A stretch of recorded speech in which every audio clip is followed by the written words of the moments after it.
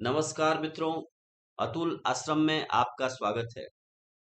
गोस्वामी जी अपने ग्रंथ दोहावली में कहते हैं, राम ही सुमिरत रन फिरत, देत परत गुरु पाय, तुलसी जिनहि न पुलक तनु, ते जग जीवत जाय। तो मित्रों, राम जी को सुमिरते समय, युद्ध लड़ते समय, दान देते समय और गुरु के चरण को स्पर्श करते समय जिनके शरीर में रोमांच नहीं होता, जिनके शरीर में हर्ष नहीं होता, वो जीवित काष्ठ की मूर्तियां हैं। उनका जन्म व्यर्थ है, क्योंकि वो संवेदनशील नहीं, वो सेंसिटिव नहीं। जीव के विकास के लिए जड़ता को त्यागना बहुत आवश्यक है। तमोगुण में पड़ा हुआ व्यक्ति नशे में है, जो नींद में है रात दिन, उसको कोई मतलब नहीं कि सामने गुरु है या पत्थर है, युद्ध है युद्ध ना है कोई मतलब नहीं है, समझौता कर लिए तुरंत। कहते हैं कि ये बड़े सूक्ष्म क्षण हैं, बहुत ही संवेदनशील क्षण है। जब हम अपने आराध्य देवता को याद करते हैं, उस समय शरीर में पुलक होना चाहिए, रोमांच होना चाहिए, अश्रु आने चाहिए। युद्ध भूमि में आ गए, उस समय भी शरीर में रोमांच होना चाहिए। जीवन और मरण का जहां प्रश्न है, वहां भी सेंसिटिव क्यों नहीं है। दान देते समय जिसके मन में न हर्ष विषाद आ रहा है, कोई भाव नहीं है, ऐसे ही उठाया दे दिया कोई चीज। गुरु जिससे ज्ञान प्राप्त होता है, कितना आह्लाद का क्षण है जब गुरु सामने होते हैं। जब गुरु का चरण स्पर्श कर रहा हो व्यक्ति, उसको रोमांच होना चाहिए, उसको भाव विभोर हो जाना चाहिए, कृतकृत्य होना चाहिए, कृतज्ञ होना चाहिए। ये संवेदनशील मनुष्य के लक्षण है। अगर ऐसा नहीं है तो अभी व्यक्ति जड़ है और उसके कल्याण में बहुत समय लगेगा। हर की पैड़ी में एक बार मैं था, तो वहां बहुत तरह के प्रवचन चलते रहते हैं। एक व्यक्ति कह रहे थे कि देखिए, हर की पैड़ी में कई तरह से लोग आते हैं, कुछ तो आते ही साष्टांग झुक जाते हैं कि मैं हर की पैड़ी आ गया हूँ। कहते हैं कि पहले ऐसे ही थे लोग, गंगा मैया कह करके लोग वहां पर गिर पड़ते थे। बाद में लोग आते हैं, यूं ही डुबकी लगाए, सामने हलवा खाए, चल दिए वहां से। वो इमोशन नहीं है, वो श्रद्धा नहीं है, वो भाव नहीं है।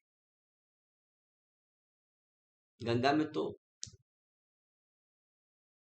बैल भी नहा लेता है, पशु भी नहा लेता है, लेकिन जब भक्त नहाता है तो क्या करता है, उसके साथ साथ स्तोत्र पाठ करता है। उसको शंकर की जटाएं याद आती है, भगवान के नख याद आते हैं जहां से गंगा निश्रित हुई है, भगीरथ की तपस्या याद आती है, ऋषि मुनियों के आश्रम याद आते हैं। गंगा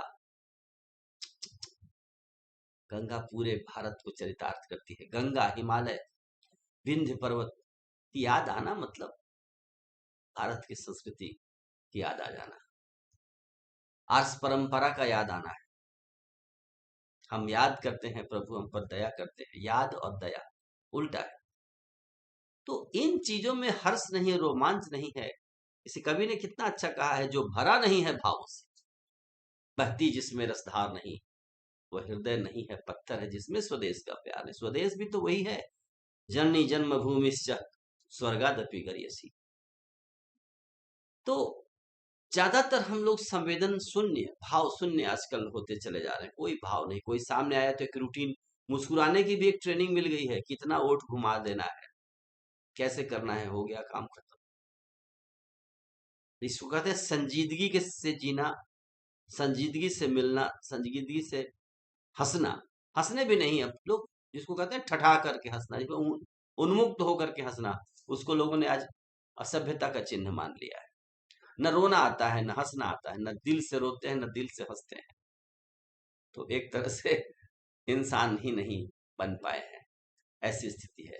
लेकिन गोस्वामी जी कहते हैं, उदाहरण देकर के कहते हैं गोस्वामी जी कि अगर ऐसा है, नहीं है, तो समझिए कि उस व्यक्ति का जन्म लेना व्यर्थ है। एक जगह उन्होंने कहा है, राम कथा जहि सुनहि न काना, तासु कर्ण अहि भवन समाना। कहा कि राम कथा में जिसकी अभिरुचि नहीं है वो कान क्या है, बेकार है। अहि भवन समाना, वो सांप के बिल के जैसा है। इसलिए व्यक्ति को भाव प्रवण होना चाहिए, भक्ति से सराबोर होना चाहिए, भक्ति से सिक्त होना चाहिए, और अपने राष्ट्र, अपनी संस्कृति, अपने देवी देवताओं के प्रति, माँ बाप के प्रति, अपने गुरु के प्रति बहुत ही संवेदनशील होना चाहिए।